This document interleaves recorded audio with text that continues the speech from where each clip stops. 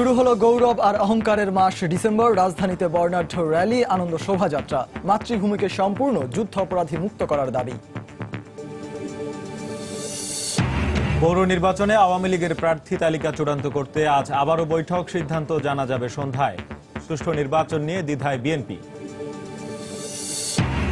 শীত মৌসুমে পদ্মা সেতু প্রকল্পের কাজ পুরোদমে শুরু করতে প্রস্তুতি শেষ। চলতি মাসের দ্বিতীয় সপ্তাহে মূল পাইলিং ও নদী শাসনের আনুষ্ঠানিক উদ্বোধন। এবারও বছরের প্রথম দিনে শিক্ষার্থীদের হাতে তুলে দেয়া হবে নতুন বই। উৎসবের প্রস্তুতি প্রায় শেষ পর্যায়ে, জানিয়েছেন সংশ্লিষ্টরা।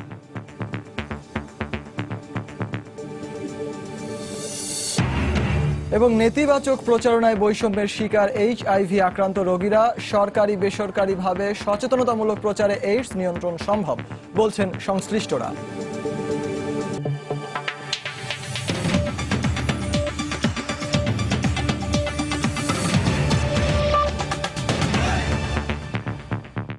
বাংলার সময়ের সঙ্গে আছি আমি শেখ জায়েদ এবং আমি সজল মিত্র রিচার্ড।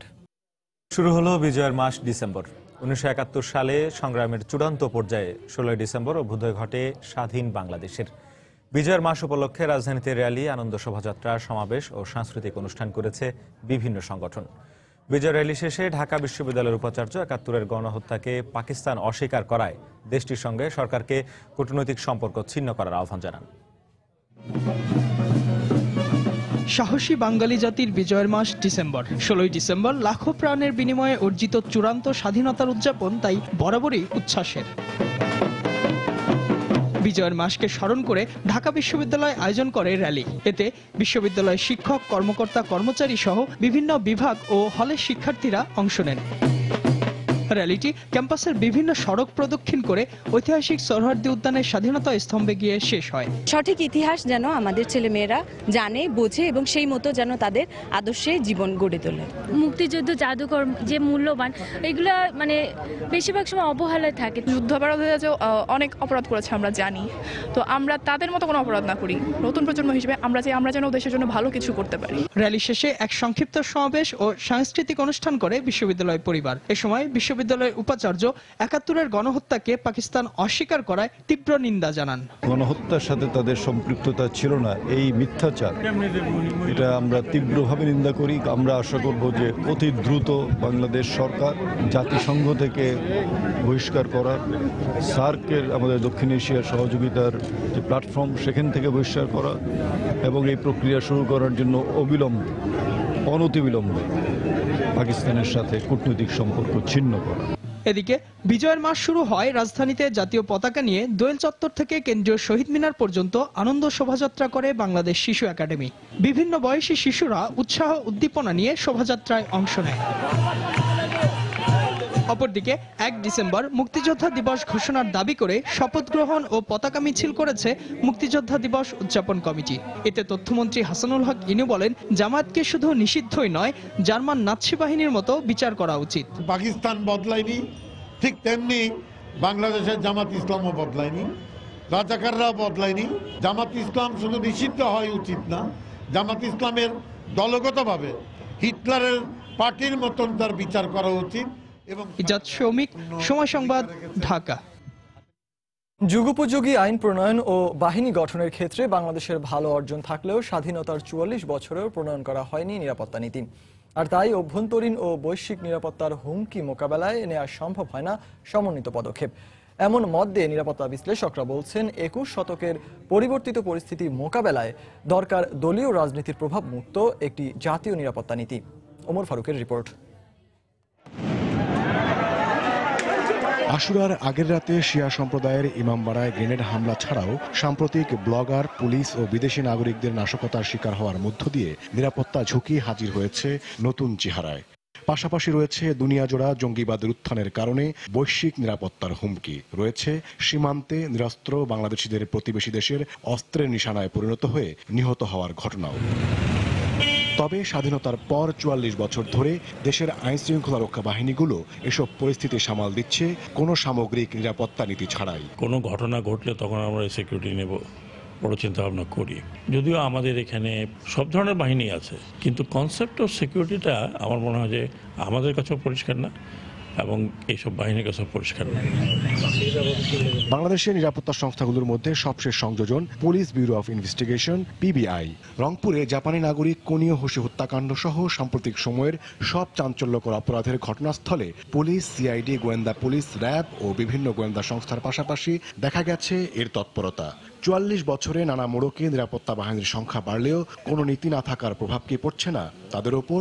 জঙ্গি সংগঠন আছে, জঙ্গি সংগঠন নাই, বিদেশের সাথে যোগাযোগ আছে, বিদেশের সাথে যোগাযোগ নাই। কখনো এটাকে রাজনৈতিক দিকে ধাবিত করছি, কখনো গোষ্ঠীগত দিকে ধাবিত করছি, এবং এর ভিতরে কোনো সলিউশন তো আমরা পাচ্ছি না। তবে ৪৪ বছরে প্রয়োজনীয় আইন প্রণয়ন ও প্রতিষ্ঠান গড়ে তোলা নিরাপত্তার ক্ষেত্রে বাংলাদেশের কম সাফল্য নয় বলেই মনে করেন সরকারের পররাষ্ট্র মন্ত্রণালয়ের গবেষণা প্রতিষ্ঠান বিসের সিনিয়র গবেষক। আইনগত দিকগুলা কিন্তু আমাদের সরকার খুব সাফল্যের সাথে অর্জন করতে পেরেছে, এবং একই সাথে এগুলোকে প্রয়োগ করার জন্য যে ধরনের সংস্থা দরকার সেগুলো আমরা একদম শতভাগ অর্জন করা হয়তো এখনো সম্ভব হয়নি, বাট আমরা অনেক দূর এগিয়েছি। দেশের নিরাপত্তাকে আরও সুসংহত করতে একটি সামগ্রিক জাতীয় নিরাপত্তা নীতি প্রয়োজন বলে মনে করেন দুই নিরাপত্তা বিশ্লেষকই। আমাদেরকে একটা নন পলিটিক্যাল কনসেপ্টটাকে চিন্তা করতে হবে। একটা জাতীয় ভিত্তিতে একটা সিকিউরিটি পলিসি তৈরি করা দরকার, যারা এক্সপার্ট আছেন তাদের মিলে। এই কমিটিতে রাজনৈতিক দলের যে ইনপুট, এটা ডেফিনেটলি থাকতে হবে, ইন্টেলেকচুয়াল ইনপুট থাকতে হবে, এক্সপার্ট ইনপুট থাকতে হবে। কিছু উদ্যোগ নেওয়া হয়েছে, বাট কিন্তু এখন পর্যন্ত আমরা হয়তো এক্ষেত্রে অতটা অগ্রসর হতে পারিনি। জাতীয় নিরাপত্তা নীতি অভ্যন্তরীণ ও বৈশ্বিক নিরাপত্তার হুমকি মোকাবেলায় আইন শৃঙ্খলা রক্ষা বাহিনীকে আরও সমন্বিতভাবে কাজ করার সুযোগ তৈরি করে দেবে বলেও মনে করেন বিশ্লেষকরা। ওমর ফারুক, সময় সংবাদ, ঢাকা। মুক্তিযুদ্ধ শেষ হলেও সঠিক ইতিহাস প্রতিষ্ঠার লড়াই চলছে আজও।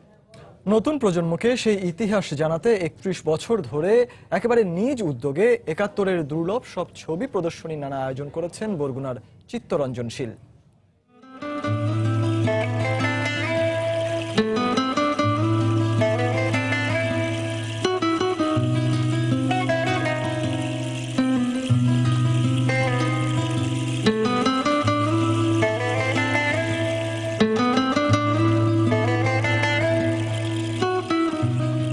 পৌর নির্বাচনে আওয়ামী লীগের প্রার্থী তালিকা চূড়ান্ত করতে আজ আবারও বৈঠকে বসছে আওয়ামী লীগ।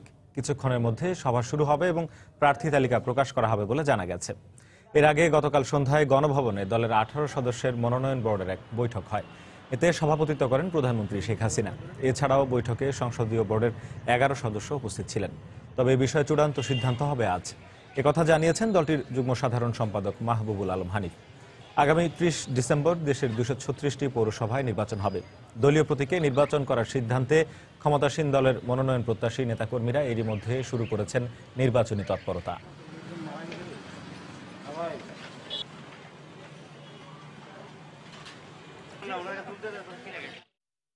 পৌরসভা নির্বাচনে চট্টগ্রামের ১০টি মেয়র পদে ক্ষমতাসীন আওয়ামী লীগের প্রার্থী তালিকা চূড়ান্ত করার পাশাপাশি বিদ্রোহী প্রার্থীদের বিরুদ্ধে কঠোর অবস্থান নেয়ার ঘোষণা দিয়েছে দলটি।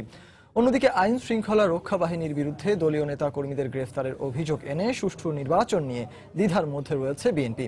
বিস্তারিত জানাচ্ছেন কমল দে।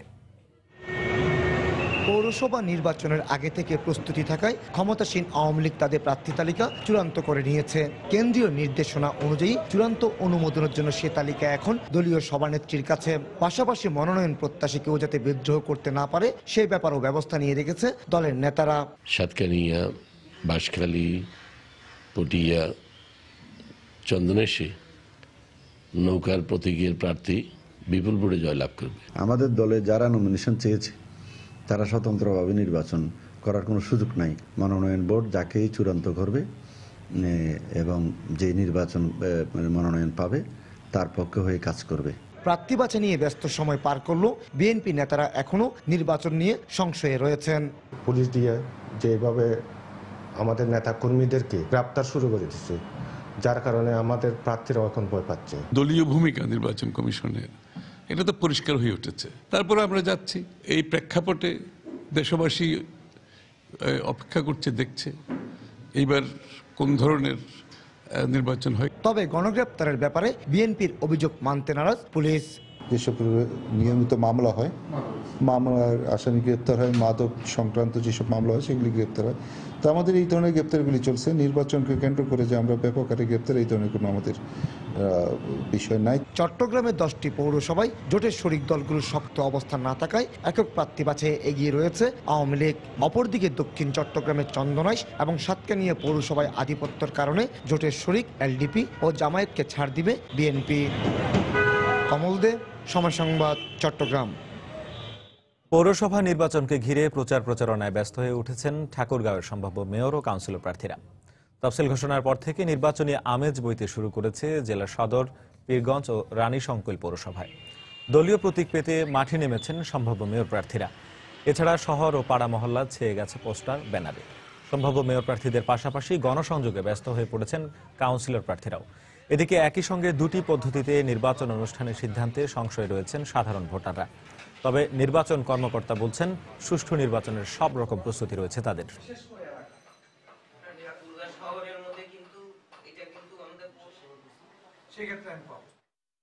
আমরা যোগ্য, সৎ, তরুণ একজন ব্যক্তিত্ব যিনি কাজ করবেন পৌরসভার উন্নয়নে, আমরা এরকম একটি ব্যক্তি চাই। প্রার্থী যাই আমাদের যেরকম মানে কাজ করে যায়, গরিব লোকের সুখে দুঃখে দাঁড়ায় সামনে। ঠাকুরগাঁও জেলায় আমাদের 3টি পৌরসভা, তো আমরা এখন নির্বাচন কমিশনের নির্দেশনা মোতাবেক আমরা ভোট কেন্দ্র তালিকা প্রস্তুত করছি। প্রতি বছরের মতো এবারও নতুন বছরের প্রথম দিন অনুষ্ঠিত হবে বই উৎসব। শিক্ষার্থীদের হাতে তুলে দেওয়া হবে নতুন বই। এজন্য প্রস্তুতি প্রায় শেষ পর্যায়ে বলে জানিয়েছেন বরিশালের সংশ্লিষ্ট কর্মকর্তারা। আরো জানাচ্ছেন ফিরদৌস সোহাগ।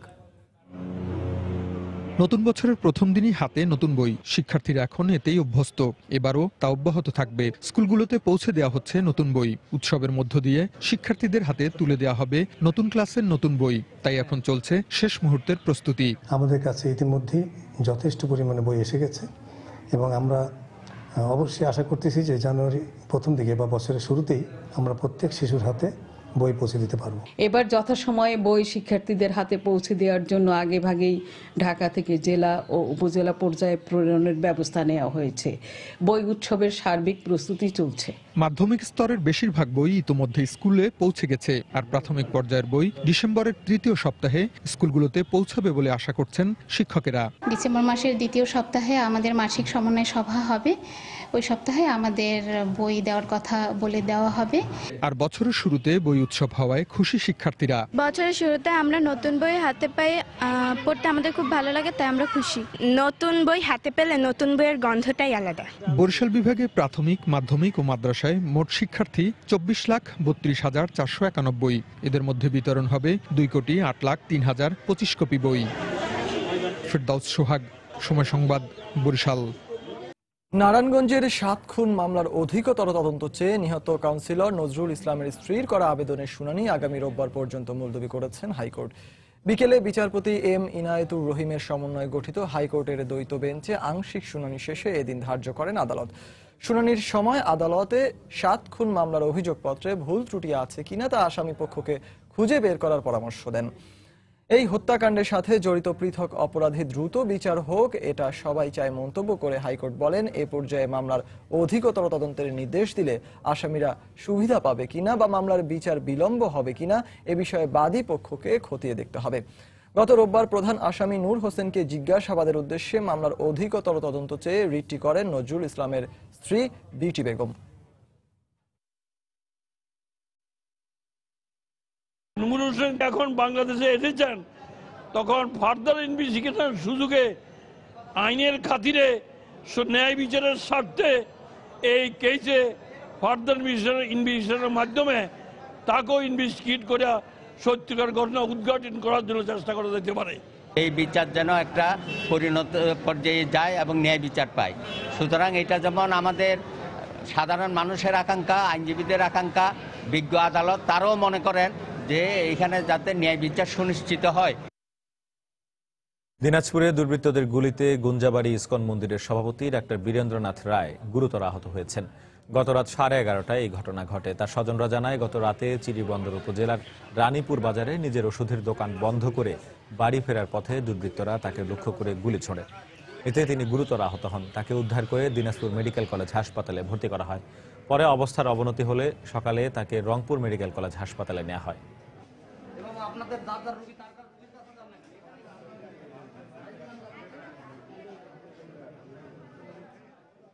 দুটো লোক আসতেছে, আমার বাড়ির ওই দিক থেকে আসতেছে, ওটা হয়তো ওই পাড়ার লোক হতে হবে। এখন তো শীতকালে তো সবাই মাফলার পড়া, তখন আমি পার হয়ে গেলাম, পার হওয়ার সঙ্গে সঙ্গে শব্দ হলো, ভাড়া করে শব্দ হলো, মনে করলো আমাকে বোম বাস্টিং করলো, কিন্তু আমি যে গুলি করছি আমি তখন টের পাইনি। পিছন থেকে গান শট ইঞ্জুরি নিয়ে ভর্তি হয়েছেন।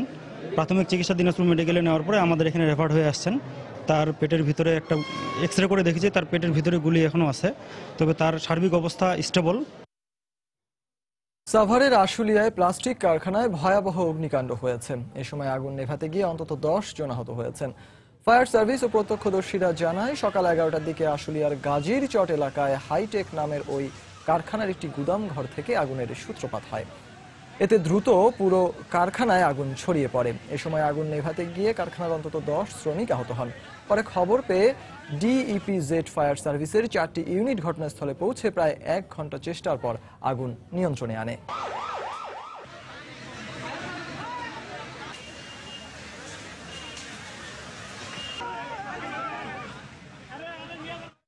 চার দেশের মোটর শোভাযাত্রার বাংলাদেশ পর্ব শেষ হয়েছে আজ। বাংলাদেশ, ভারত, নেপাল ও ভুটানের সমন্বয়ে আয়োজন করা শোভাযাত্রাটি সকালে জাতীয় সংসদের দক্ষিণ প্লাজা থেকে কলকাতার উদ্দেশ্যে রওনা হয়। অনুষ্ঠানে উপস্থিত ছিলেন ভারতীয় হাইকমিশনার পঙ্কজ শরণ। এ সময় 2016 সালের শুরুতে নৌপথে কার্গো ও সড়কপথে যাত্রী পরিবহনের মধ্য দিয়ে আগামী বছর থেকে 4টি দেশের মধ্যে যোগাযোগের নতুন দিগন্ত সূচনা হবে বলে আবারও ঘোষণা দেন সড়ক পরিবহন ও সেতু মন্ত্রী ওবায়দুল কাদের।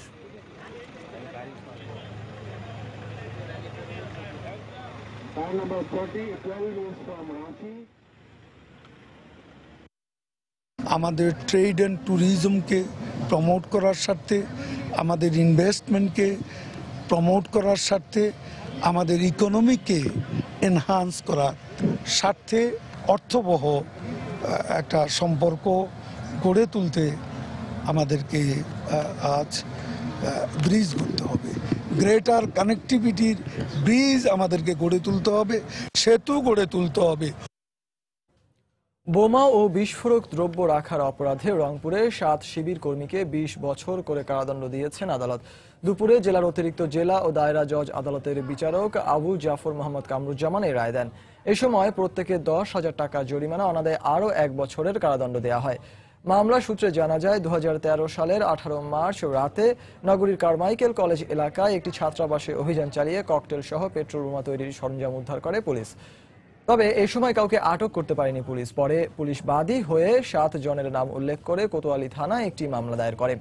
তদন্ত শেষে চার্জশিট দেয়া হলে আজ এ রায় দেন আদালত। এদিকে এ মামলার 2 আসামি আত্মসমর্পণ করলেও বাকি 5 জন এখনো পলাতক রয়েছে।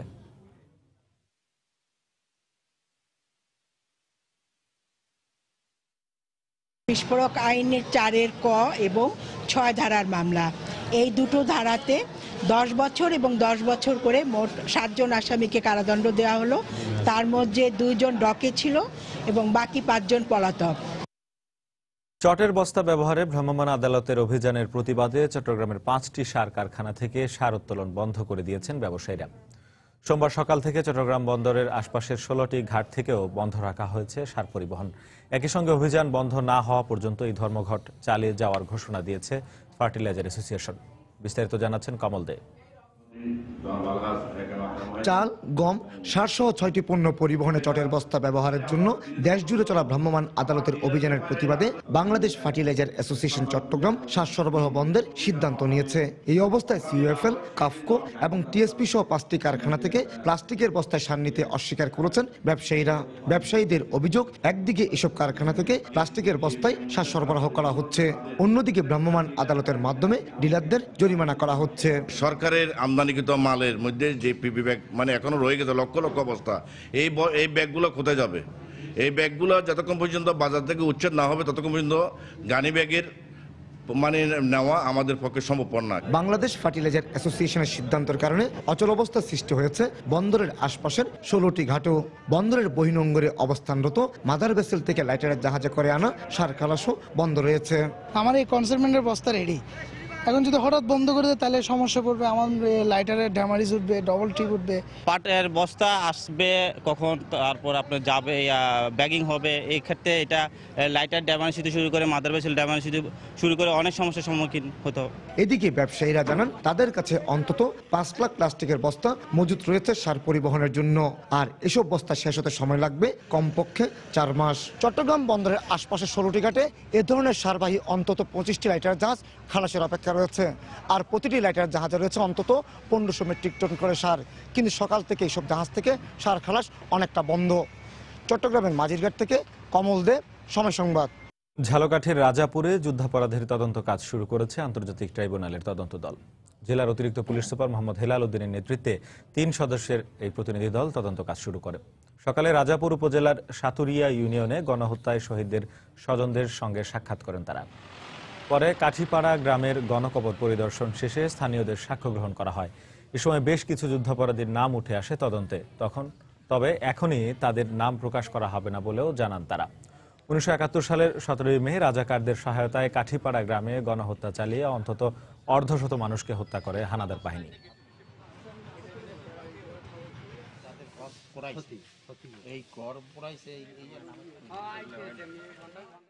চাঁদপুরে অবৈধভাবে বালু উত্তোলনের অভিযোগে 5টি ড্রেজার মেশিন জব্দ করেছে বিআইডব্লিউটিএ। সকালে ঢাকা চাঁদপুর বরিশাল নৌপথে মেঘনা নদীর মোহনপুর এলাকা থেকে এগুলো জব্দ করা হয়। বিআইডব্লিউটিএ কর্তৃপক্ষ জানায়, সকাল 8টা থেকে দুপুর পর্যন্ত কোস্টগার্ড ও নৌ পুলিশের সহায়তায় জেলার মতলব উত্তরের মোহনাপুর এলাকায় অভিযান চালানো হয়। এ সময় গুরুত্বপূর্ণ নৌপথে অপরিকল্পিতভাবে ও অনুমোদন না নিয়ে বালু উত্তোলনের অভিযোগে আরব বাংলা, সততা সমতা, বাবা মায়ের দোয়া, দিবারাত্রি ও আল হেরা 3 নামের 5টি ড্রেজার মেশিন জব্দ করা হয়। এসব ড্রেজার চাঁদপুর লঞ্চ টার্মিনালে নিয়ে যাওয়া হয়েছে। বিআইডব্লিউটির নেতৃত্বে কোস্টগার্ড এবং নৌ পুলিশের সহযোগিতায় আজকে আমরা সকাল 8টা থেকে দুপুর পর্যন্ত এক নৌ অভিযান পরিচালনা করি। এই অভিযানে আমরা 5টি ড্রেজার আটক করি। এই আটককৃত ড্রেজার আমরা জব্দ তালিকা করে নৌ পুলিশের কাছে সুপোর্ট করি। মাদারীপুর ও খাগড়াছড়িতে আলাদা সড়ক দুর্ঘটনায় নিহত হয়েছে 2 স্কুল ছাত্র, আহত হয়েছে আরও একজন। সকালে ঢাকা বরিশাল মহাসড়কের রাজৈরের সাধুর ব্রিজ এলাকায় রাস্তা পার হওয়ার সময় পিকআপ ভ্যানের চাপায় 2য় শ্রেণীর ছাত্র জিহাদের মৃত্যু হয়। এই খবর ছড়িয়ে পড়লে বিক্ষুব্ধ এলাকাবাসী মহাসড়ক অবরোধ করে রাখে। এ সময় মহাসড়কের দুপাশে শত শত যানবাহন আটকা পড়ে। পরে পুলিশের আশ্বাসে প্রায় 3 ঘন্টা পর অবরোধ তুলে নেয় তারা।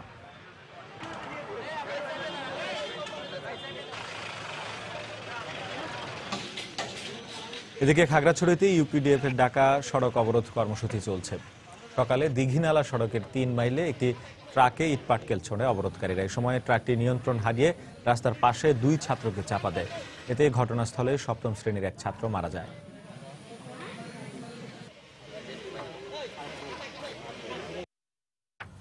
পদ্মা সেতুর নির্মাণ কাজের অগ্রগতি নিয়ে প্রতি মাসের 1 তারিখে আমরা বিশেষ রিপোর্ট প্রচার করে থাকি। তার এই ধারাবাহিকতায় আজ থাকছে শীত মৌসুমে সেতু প্রকল্পের কাজের প্রস্তুতি নিয়ে একটি রিপোর্ট।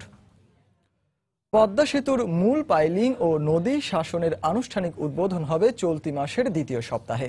বছরব্যাপী টেস্ট ও ট্রায়াল পাইল শেষে চূড়ান্ত করা হয়েছে মূল পাইলিং এর স্থান ও নকশা। অন্যদিকে কাজের সুবিধা বিবেচনায় শীত মৌসুমকে সামনে রেখে নদী শাসনের কাজ পুরোদমে শুরু করার লক্ষ্যে প্রস্তুতি সম্পন্ন করে রেখেছেন সংশ্লিষ্টরা। পদ্মা সেতু এলাকা ঘুরে এসে এহসান জুয়েলের রিপোর্ট, ছবি তুলেছেন সাইফুল ইসলাম।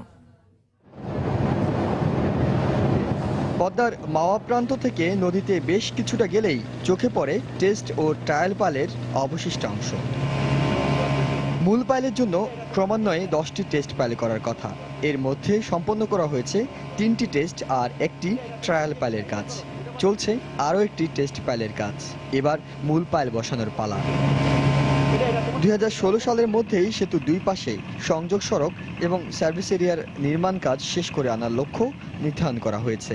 তবে টার্গেটের তুলনায় কিছুটা ধীরে চলছে এই 3টি প্রকল্প।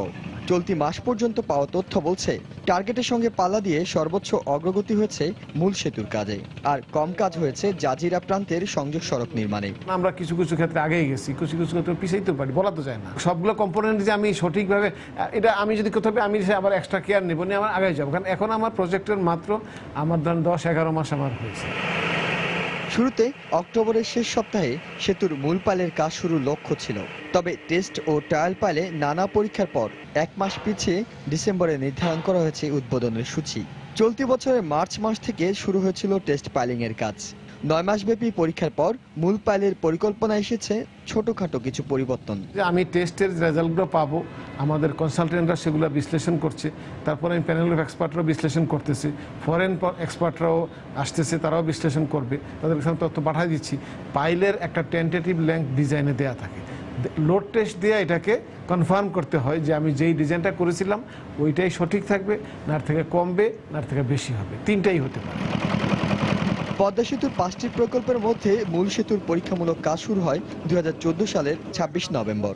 কাজ শেষের সময় ধরা হয়েছে 2018 সালের 30 ডিসেম্বর। নির্মাণ কাজ শুরু 1 বছর পর পদ্মা সেতুর অন্য প্রকল্পগুলোর কাজ যখন চলছে দ্রুত গতিতে, তখনও মূল সেতুর নির্মাণ রয়েছে পরীক্ষামূলক পর্যায়ে। আর এইসব পরীক্ষা চূড়ান্ত ফলাফল পেলে ধারণা করা হচ্ছে আগামী কিছুদিনের মধ্যে আনুষ্ঠানিকভাবে উদ্বোধন করা সম্ভব হবে মূল সেতুর পাইলিং কাজ। ইহসান জুয়েল, সময় সংবাদ, মুন্সিগঞ্জ। রাজধানী গুলশানে বিএনপির কার্যালয়ে পৌরসভা নির্বাচনে প্রার্থীদের জন্য দলের মনোনয়নপত্র বিতরণ করা হচ্ছে। সেখানে ব্রিফ করছেন দলের যুগ্ম মহাসচিব মোহাম্মদ শাহজাহান। সরাসরি চলে যাচ্ছি আমরা সেখানে।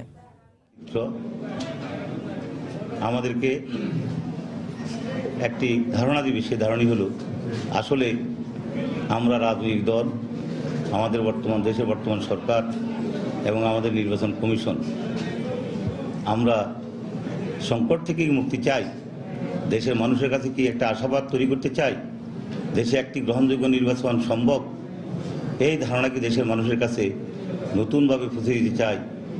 আমরা সারা দুনিয়ার কাছে আমাদেরকে নিয়ে যে ভাবনা, যে আমাদেরকে নিয়ে যে সংসদ, বাংলাদেশ যে দেশ গণতন্ত্রের জন্য লড়াই করেছে, জীবন দিয়েছে, মুক্তিযুদ্ধ করেছে, শাহাদাত বরণ করেছে, সেই দেশের মানুষ আসলে কি গণতন্ত্রের জন্য, আবার সেই দেশে একটি সুন্দর পরিবেশে, একটি নিরপেক্ষ অবাধ পরিবেশে গণতান্ত্রিকভাবে তারা কি রাজনীতি করবে, তারা কি নির্বাচনগুলোকে অর্থবহ হবে, এই ধারণাটা আমার মনে হয় এটা কি তৈরি হবে কি হবে না সেটা নির্ভর করবে আগামী 30শে ডিসেম্বর দেশে যে 236টি পৌরসভা নির্বাচন হবে সেই নির্বাচনের উপর।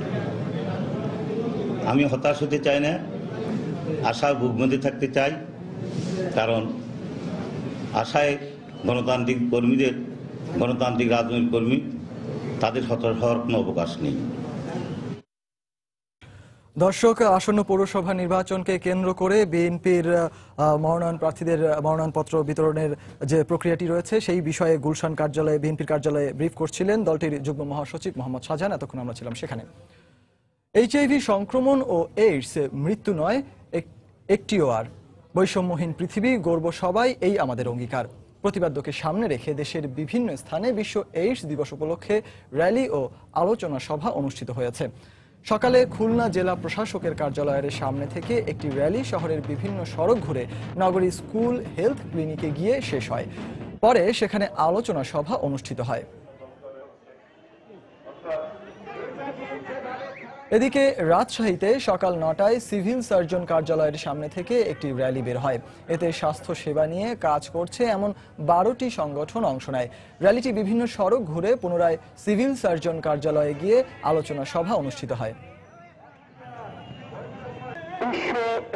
অন্যদিকে বরিশালের জেলা প্রশাসকের নেতৃত্বে র্যালির আয়োজন করা হয়। পরে নগরীর ব্রাউন কম্পাউন্ড এলাকায় আলোচনা সভা অনুষ্ঠিত হয়।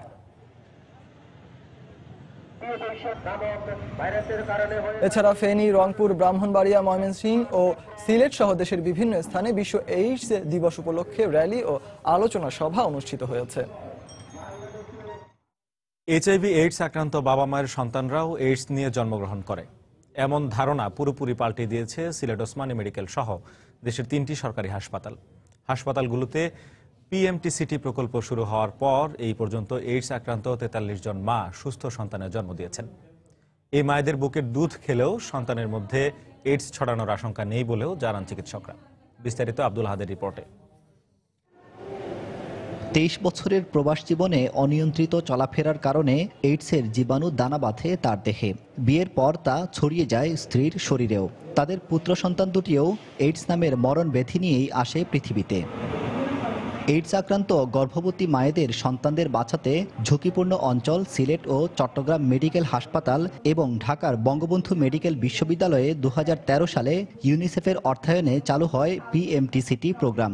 এর আওতায় মায়েদের কাউন্সেলিং করে প্রসব পর্যন্ত দেয়া হয় চিকিৎসা সেবা। বুকের দুধ খাওয়ালে বাচ্চার মধ্যে চলে আসবে, তো প্রত্যেকটা মায়ের ভয় পাই যেত না আমি বুকের দুধ খাওয়াবো না, কিন্তু গর্ভ অবস্থায় যেভাবে রাখা হয় সেইটা থেকে যদি মা এয়ারটি খায় অনেকদিন ধরে, মা থেকে বাচ্চার মধ্যে ঝুঁকিটা অনেক কমে যায়। কাউন্সেলিং এর আওতায় এসে ওসমানী হাসপাতালে এ পর্যন্ত 11 জনের মধ্যে সবাই সুস্থ সন্তান জন্ম দিয়েছে। এছাড়া চট্টগ্রামে 6 ও ঢাকায় 26 জন শিশুর জন্ম হয়েছে এইডস মুক্ত। জন্মের পরে ওষুধ নিয়েছে, খাওয়াইছে, আল্লাহ দিলে আমার বাচ্চা খুব ভালো আছে। আর 2 বছরের জন্য চালু হওয়া এই প্রকল্প বন্ধ হয়ে গেলে সব ভেস্তে যাবে বলে মনে করেন হাসপাতালের পরিচালক। আমরা চাই না যে এই ধরনের প্রকল্প মুক্তিভাবে পড়ে যাক, কারণ আমরা এখানে বিশেষায়িত একটা হসপিটাল, আমরা কিন্তু টার্সিয়ারি লেভেল হসপিটাল যে ধরনের সাহায্য দিতে পারি অন্য কোনো জায়গাতে এটা কিন্তু দেওয়া সম্ভব হবে না। আমি মোটামুটি সাকসেসফুল যে সবাইকে ওরিয়েন্টেড করতে পারছি যে এইডস রোগী আসলে চিকিৎসা আমাদেরকে দিতে হবে। সিলেটে এ পর্যন্ত 705 জন HIV এইডস আক্রান্ত রোগী শনাক্ত করা হয়েছে। আব্দুল আহাদ, সময় সংবাদ, সিলেট। নতুন প্রজন্মের কাছে মুক্তিযুদ্ধের প্রকৃত ইতিহাস পৌঁছে দিতে দীর্ঘ 31 বছর ধরে কাজ করে যাচ্ছেন বরগুনার চিত্তরঞ্জন শীল।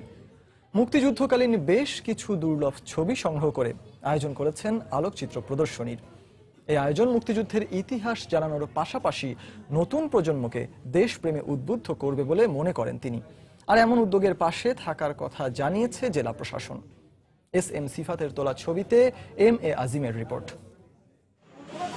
চিত্তরঞ্জন শীল পেশায় একজন সাংবাদিক। প্রবল ইচ্ছে থাকলেও বয়স কম হওয়ায় অংশ নিতে পারেননি 71-এর মহান মুক্তিযুদ্ধে। তবে সে সময় বাঙালিদের উপর পাক হানাদারদের নির্যাতনের সাক্ষী হয়ে আছেন। তাই মুক্তিযুদ্ধের ইতিহাস তুলে ধরতে বছরের পর বছর ধরে কাজ করছেন তিনি। প্রতিটা মানুষের ভিতরে এই সচেতনতা বোধটুকু জাগ্রত করতে হবে, এটাই আমাদের, নয়তো আমরা ইতিহাসটাকে আমরা হয়তো বেশি দিন বাঁচিয়ে রাখতে পারবো না। দেশের বিভিন্ন এলাকা থেকে সংগ্রহ করা মুক্তিযুদ্ধকালীন প্রায় 350 ছবি নিয়ে তিনি মাসে অন্তত একবার স্থানীয় শিল্পকলা একাডেমিতে আয়োজন করে আসছেন আলোকচিত্র প্রদর্শনী।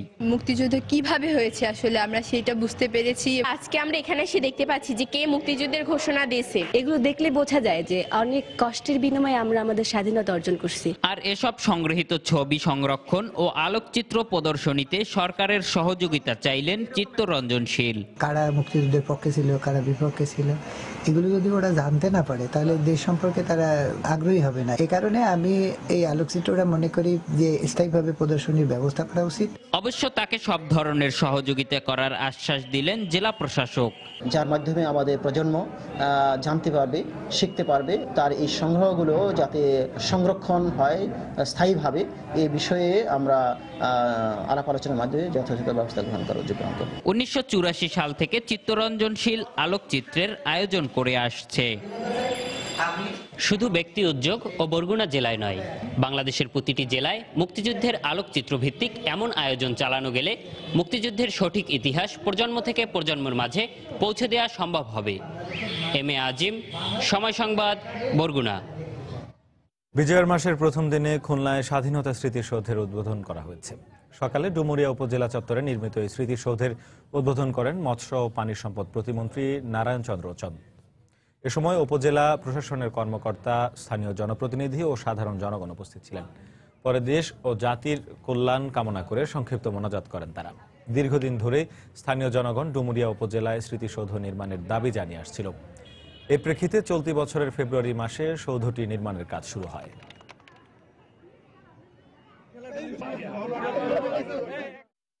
স্বাধীনতার স্মৃতিকে বহন করার জন্য এখানে এই স্মৃতি স্তম্ভ তৈরি হয়েছে এবং আমাদের নতুন প্রজন্ম এই স্মৃতি স্তম্ভ যখনই দেখবে তখন স্বাধীনতার ইতিহাস, আমাদের যে বীর মুক্তিযোদ্ধারা যারা রক্ত দিয়ে গেছেন, 2 লক্ষ মা বোন যারা ইজ্জত দিয়েছেন, তাদের ইতিহাস তখন তারা জানতে পারবে।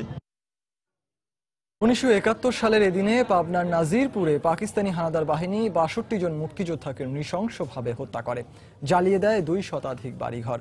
স্থানীয় মুক্তিযোদ্ধারা জানান, 1971 সালের নভেম্বরে সদর উপজেলার নাজিরপুর গ্রামে প্রশিক্ষিত মুক্তিযোদ্ধারা অবস্থান নিতে থাকেন। তাদের গেরিলা আক্রমণে কয়েকজন হানাদার নিহত হয়। এই হামলার প্রতিশোধ নিতে 1 ডিসেম্বর পাশের চর শানির দিয়ার তিনগাছা বাগান ও শ্রীকৃষ্ণপুর গ্রামের ক্যাম্প থেকে পাল্টা আক্রমণ চালায় পাক হানাদার বাহিনী। এতে নাজিরপুর গ্রামে ৬৪ জন মুক্তিযোদ্ধা শহীদ হন। একই সঙ্গে আগুনে পুড়িয়ে দেওয়া হয় ২ শতাধিক বাড়িঘর। স্বাধীনতার ৪৪ বছরেও শহীদদের স্মরণে এ গ্রামে কোনো স্মৃতিস্তম্ভ নির্মাণ সহ গণকবর সংরক্ষণ না করায় ক্ষোভ প্রকাশ করেন মুক্তিযোদ্ধা, শহীদ পরিবার ও এলাকাবাসী।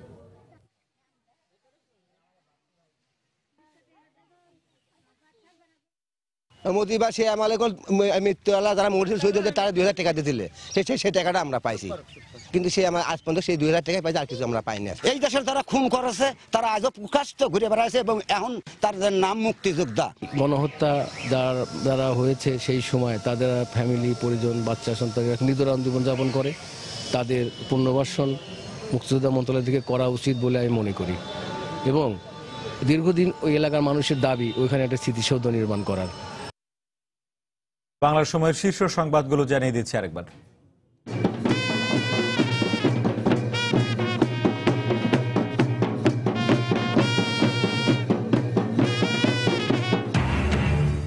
শুরু হলো গৌরব আর অহংকারের মাস ডিসেম্বর। রাজধানীতে বর্ণাঢ্য র্যালি, আনন্দ শোভাযাত্রা, মাতৃভূমিকে সম্পূর্ণ যুদ্ধ অপরাধী মুক্ত করার দাবি। পৌর নির্বাচনে প্রার্থী তালিকা চূড়ান্ত করতে আজ আবারও বৈঠকে বসছে আওয়ামী লীগ। কিছুক্ষণের মধ্যেই সিদ্ধান্ত, মনোনয়নপত্র বিতরণ শুরু করেছে বিএনপি। শীত মৌসুমে পদ্মা সেতু প্রকল্পের কাজ পুরোদমে শুরু করতে প্রস্তুতি শেষ। চলতি মাসের দ্বিতীয় সপ্তাহেই মূল পাইলিং ও নদী শাসনের আনুষ্ঠানিক উদ্বোধন। এবারও বছরের প্রথম দিনে শিক্ষার্থীদের হাতে তুলে দেয়া হবে নতুন বই। উৎসবের প্রস্তুতি প্রায় শেষ পর্যায়ে, জানিয়েছেন সংশ্লিষ্টরা।